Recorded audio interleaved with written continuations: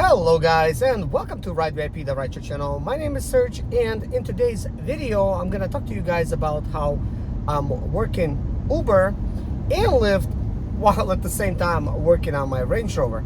So right now it is Wednesday, and if I could get this watch to work, well, it's the wrong time, but it's basically like about 6 p.m.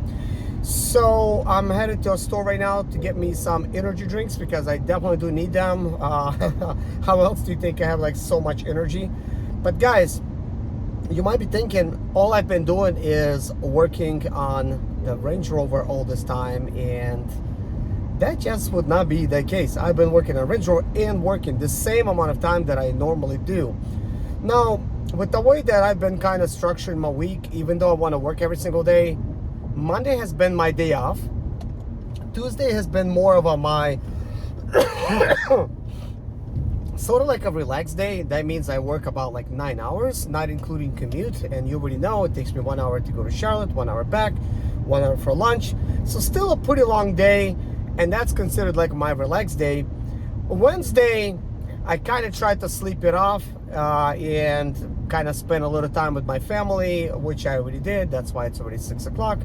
And then I basically have to work. So right now I'm gonna make an energy drink run. I already have a bunch of water in the trunk for me. But let's talk about the recent Range Rover. So I tried not to overwhelm you guys with too many videos, but to be honest, all of those videos was literally created within a span of 2 days. And so I try to post 2 videos a day. Some before I bought the Range Rover, because before I actually got a chance to see it.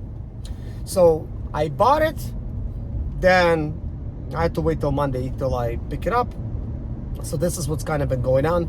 I'll just let you know, I worked a full week last week. I did pretty good. I think I made 15 to 1600 bucks. Not as good as I normally do, but still a pretty good week. It started out very slow because I had to do maintenance on my BMW, which, if you want, I still haven't uploaded those videos anywhere, but I have plenty of those videos where I'm doing the maintenance. If you want, I could show you what I've been kind of doing with the BMW, because that's been keeping me busy. And I haven't even been saying nothing to you guys, pretty much all about, different things that I'm doing. So I'm basically a self-taught mechanic. I did not go to any mechanic school, but these days you can learn anything you want off YouTube.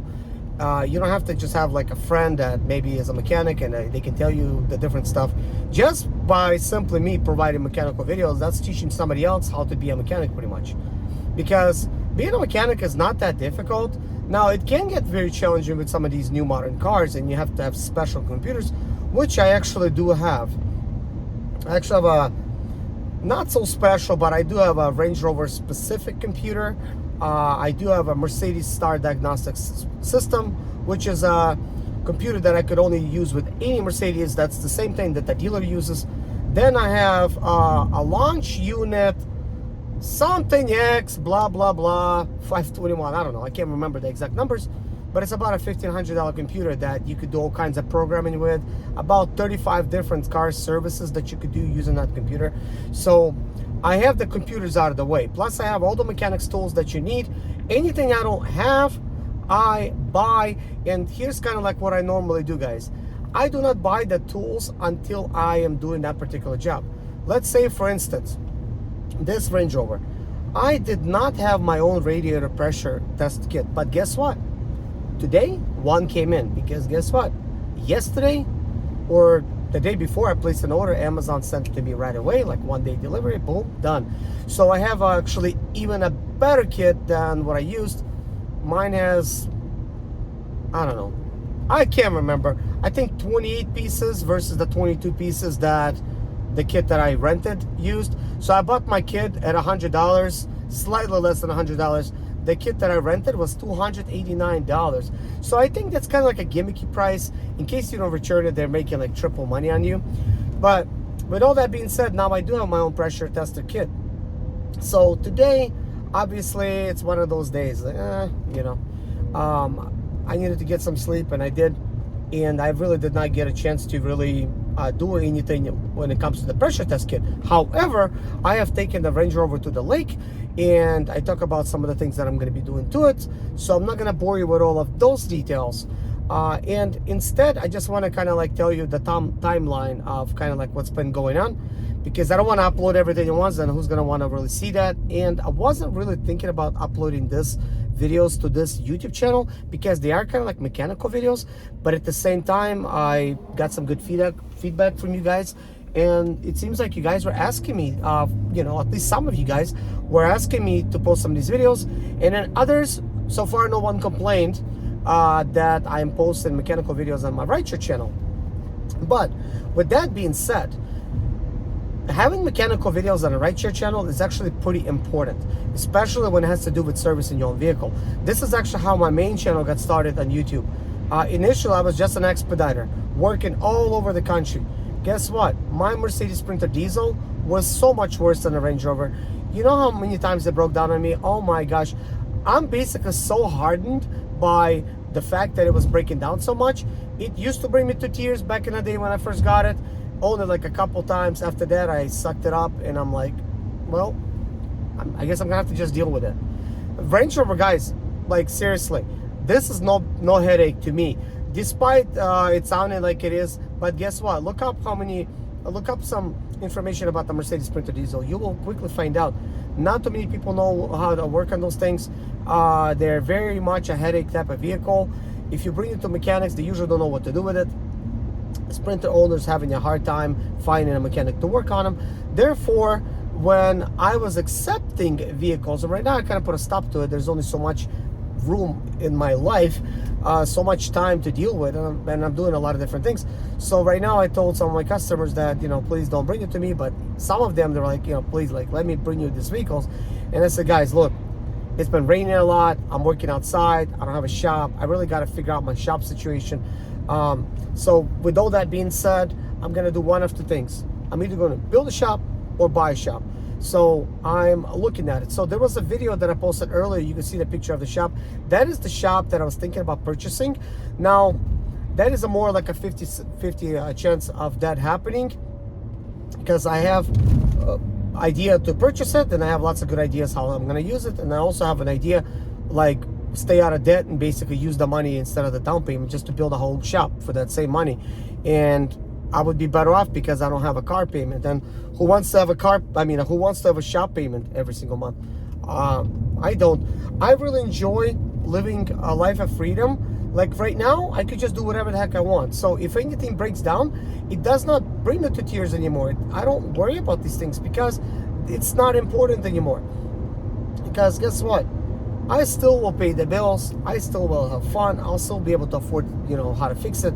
And that's what's important. But when you overextend in your life, you have so many bills, the least you want to have is like the least of your problems or whatever, however the heck you said. You really don't want to have another problem on your hands. You just got to pay your rent. You got to pay all utilities, maybe car payment. Now your car broke down. It's like, do you really want that? Like, no, like you really don't. So I don't have all those things, except I have utilities, and then also I'm spending lots of money on all these different things, but they're more like wants, they're not needs. I don't need to buy a Range Rover every single week. I don't need to buy one every single month. I don't need to fix it right away. It's not like a vehicle that I really need, but I do really love it, guys. Call me crazy, but I love Range Rovers. I always did. I even liked the Land Rovers, and I always wanted one. And the mechanical problems on them, they don't scare me one bit. Here's the thing, guys. Imagine this. Look, I purchased this Range Rover for $3,200. Now, the bid price, the win price was $2,500. Everything else was fees. Now, I already spent additional stuff. Like I bought a bunch of parts for it, and I bought some cool things for it. So right now I'm looking at $4,200 the total price spent. Sure, I put it on insurance. That's a cost, which is $35 a month. And then I'm gonna have to register the vehicle and everything else, which will cost me a little bit more, but that's fine. Also, there's gonna be other unforeseen costs. But let's say, right now I'm at $4,200. By the time I register it and get maybe some tires for it, I'm gonna be $5,000. let's say I need to rebuild an engine and I put another 5,000 into it. Now the vehicle's cost me $10,000, guys. That might sound like, wow, ridiculous amount of money to spend on 2006 Range Rover, but guess what? Forget about the car year for a moment.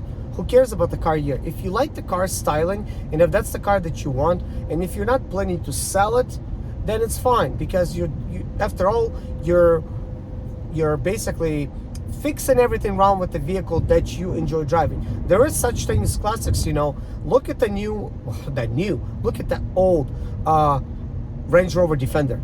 They're $70,000. Basically, it's a farm truck, but they're $70,000 without nothing being done to them. But when you get them done right, man, they're like over 100 grand. Now check out this. Range Rover initially started selling the Sport for about $60,000-$70,000, maybe 50 to 70. Then they went up to like 80. Then it went up to 90. Now then it became 100. Now they're $125,000. And if you want to get one optioned out, it's an additional $110,000. Now, tell me, who wants to pay $235,000 for their Range Rover? Still, what do you get in there? It's like leather seats. Oh, it's gonna have an infotainment system. Blah blah blah. This and that. They can't possibly do anything spectacular. I mean, the only thing they could do is put like a Rolls-Royce interior into it with some reclining seats and just give you all these like luxuries and stuff. But at that point, you're living in a Range Rover pretty much, you know. But that's more like an executive. But guess what? Even if somebody spent all out on the interior version of the car, the exterior of the Range Rover looks exactly identical. And I'm talking about the new ones, right? They look exactly identical. They don't know if you spend 125 or 235 on the vehicle, 1,000. So some of the, of course, little bit newer models than mine, they're selling right now for $40,000-$50,000, like the newer style. But guys, I really love the older style Range Rover. I love them. I like the square design. I like the square lights. It's like the same thing with the Mercedes G-Wagon. Look how long they've been making them. I remember back in like 2015, I was going to a Mercedes dealership and they were showing me the Mercedes G-Wagon, and they're like, it can go over 2 feet of water. The Range Rover Sport can go over 2 feet of water. So they were telling me like how special it is, how where the air pickup tube is so high. Same thing in the Range Rover. It's really high. It's kind of like, it's made like it's a proper off-roader. It's a 4x4. You could like literally tear this thing up, like off-roading. Like, I'm not saying like in a bad way tear it up, but like you tear up the streets. You know what I mean? But if you're using a $125,000 Range Rover and you want to do it off-roading, oh man, would you really want to do that? Sure, it's a 100% capable off-roader, but would you really want to take your $125,000 Range Rover off-roading? Hell no. You would probably much rather spend some money for 2006 version, which still looks awesome. It looks identical to 2012, and some early 2013 models look identical to mine. This is a 2010 BMW. I'll tell you what, I don't need a brand new vehicle to be happy. I'm happy with what I like. And I do like this BMW, and I do like the Range Rover. And I'm actually never going to sell this BMW or the Range Rover. I'm going to do some really cool things to the Range Rover, but guess what? They're going to be more like cool things that I like. Some of you guys might not like it. For instance, I'm going to do some gimmicky stuff with it. And that's because it's going to make me happy and it's going to satisfy like my eye. Because I'm more of a, I look at things in like an aspect of design, not necessarily its functionality. You know, I want the vehicle to look clean, but at the same time, I want it to look cool. And guess what? Those rims that's on that Range Rover, they're from the special SV model. I did some research, and that's the SVR. That is SVR wheels. Sure, there's an SVR body kit that costs $2,500, but it's not even available for the older Range Rover. So at the same time, I'm looking at it, I'm like thinking, an SVR body kit is like not even available for mine. Technically, it looks the same as it's supposed to be, like a Range Rover. So I'm gonna get some SVR badges. I'm gonna get a well, no, I already got it. I already got those badges. I ordered carbon fiber looking badges to put like Range Rover, carbon fiber, and some red like Sport SHS whatever. That's a special design one. And I'm just gonna like put like special edition badges on it. But I'm gonna, when I debadge my vehicle, I want to also paint my roof gloss black, and like, so it's gonna be like completely black on top and completely white at the bottom with black rims. I think that's gonna look really nice. And I'm gonna put some nice carbon fiber badges in front and back, and some red accent badges to make it stand out a little bit. And I think white, black, and red, they look amazing. So that's what I'm gonna be doing. Now, with that being said, that's a little bit gimmicky. Some people would look at it and they say, you know what, why would you do that? You know, you don't have an SVR. Who cares? I watch so many videos about people talking about their Range Rovers and stuff, and those that are driving a supercharger like the SVRs are like, you know, and they're not like even fuel efficient. They're saying, actually, it's a waste. Like, you got all this performance, it still doesn't really perform like crazy. I mean, after all, it's a huge, I don't know, 3-ton SUV driving down the road. It doesn't really perform. They're made like for luxury, you know, to get up and go a little bit, not too much. And they're saying they would much rather have a 4.4 model. And that's what I have, a 4.4 model. There's a 4.2 that's got a supercharger. There's a 5.0 that's got a supercharger. They're different vehicles. But people are saying, well, that's a waste because they drink so much more fuel. So might as well have a V8 that's a 4.4 like mine, and it's a little bit more fuel efficient than the supercharged one. But heck yeah, I'm just gonna put like supercharged badges on it. I don't need to prove a point to anybody. As a matter of fact, it's what? It's an 18, it's an what? 17 or 18-year-old vehicle? Oh, let's see. Like a 16-year-old vehicle? Yeah, that's what my Range Rover is. So it's not like I have a point to prove. It's an old Range Rover, but I wanted to make it look clean and nice, and just buff out the paint job, just like wash it up, make it all look nice, repaint the curved wheels. Guys, to be honest, I'm as happy getting this Range Rover as I am with the Tesla, seriously.